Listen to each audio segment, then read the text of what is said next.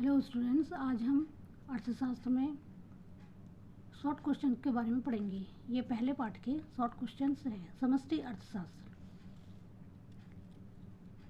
पहला प्रश्न है, व्यापक चर किसे कहते हैं? अर्थशास्त्र से संबंधित बड़े योगों, समूहों या औसतों को व्यापक चर कहते हैं। प्रश्न दूसरा, समष्टि अर्थशास्त्र को अन्य किस नाम से जाना जाता है?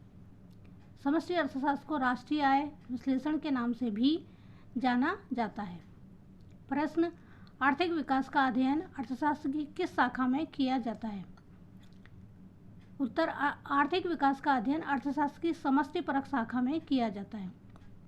प्रश्न, समष्टि अर्थशास्त्र के विकास में योग देने वाले किन्हीं दो अर्थशास्त्रियों के नाम लिखिए। दो अर्थशास्त्रियों के नाम हैं प्रोफेसर जेम्किंस और प्रोफेसर जोसेफ ए शुम्पीटर। प्रश्न, समष्टि अर्थशास्त्र से संबंधित एक विरोधाभास लिखिए। उत्तर है, व्यक्तिगत बचत एक गुण है जबकि सामाजिक बचत एक अभिशाप है। प्रश्न, व्यष्टि अर्थशास्त्र समष्टि अर्थशास्त्र पर निर्भर है, इसके पक्ष में एक तर्क दीजिए।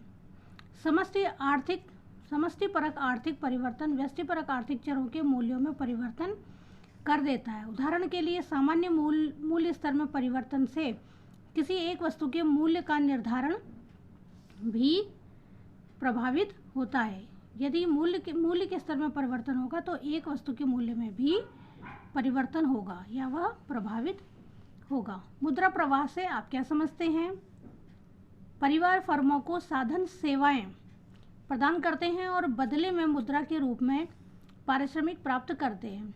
इसी प्रकार फर्में परिवारों उपभोक्ताओं को वस्तुएं प्रदान करती हैं और उनके मूल्य के रूप में मुद्रा लेती हैं।